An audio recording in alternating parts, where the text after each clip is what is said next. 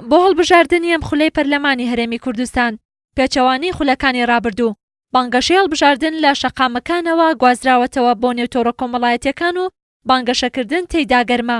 ئێستا ئەوەندەی کاندید و لایەنگرانی حزبەکان لە ڕێگەی تۆڕە کۆمەڵایەتیەکانەوە پەیامەکانی بانگەشە ئاراستە دەکەن کەمتر لە شەقام و ڕێگەوبانەکان بانگەشە دەبینرێت. خۆشبەختانە ئەم ساڵ وەک ئەبینین ڕەوشی شەقامەکانمان زۆر ئاساییە.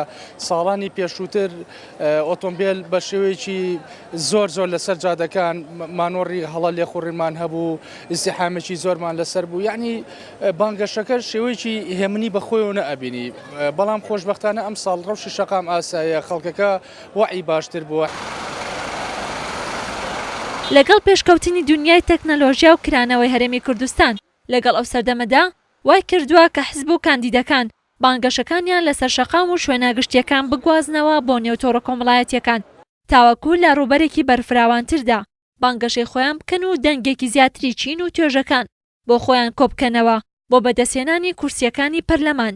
گواستنەوەی پرۆپاگەندا، گواستنەوەی ڕیکلامەکان، گواستنەوەی بانگەشە لە شەقامەوە بۆ نێوتۆڕە کۆمەڵایەتیەکان، بۆ نێو سایتەکان، بۆ نێویانە و کڵۆپە ئەلکترۆنیەکان کۆمەڵێک هۆکار وای کردووە کە ئەم گۆڕان و گواستنەوە ڕووبات چکە دنیای ئاسایی گۆڕاوە بەرەو دنیایەکی دیجیتاڵی.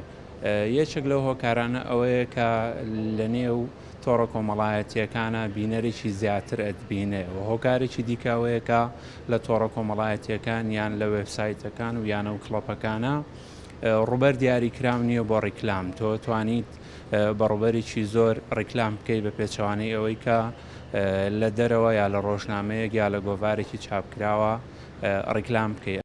یەکێتی نیشتیمانی کوردستانیش بۆ لیستی 105 لە ڕێگەی وێبسایتی تایبەت بە لیستەکە و لاپەڕەی فەرمی پەیامی کار و چالاکی و بانگەشەیان دەگەێنن باڕێژەیەکی زۆرتری دەنگدەران.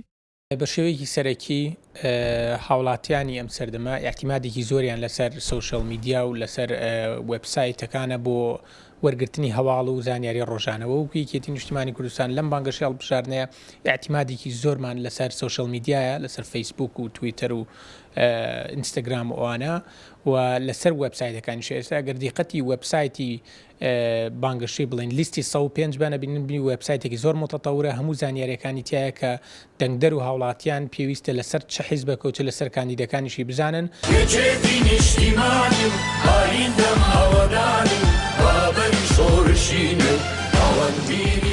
بانگەشەکردن بۆ هەڵبژاردننی خولی 5 پەرلەمانی هەرێمی کوردستان لە 11 ئەم مانگەوە دەستی پێکردو بە شێوازێکی ئارام و شارستانیانە بەردەوامە. بەراورد بە بانگەشی ساڵانی ڕابردوو جیاوازی هەیە و کاندیدان و حزبەکان و هاوڵاتیان لە کەشێکی ئارامتردا بانگەشە دەکەن و هەوڵی بەدەستێنانی 111 کورسی پەرلەمانی دەدەن. ڕێزان محەممەد، کورسات نیوز، سلێمانی.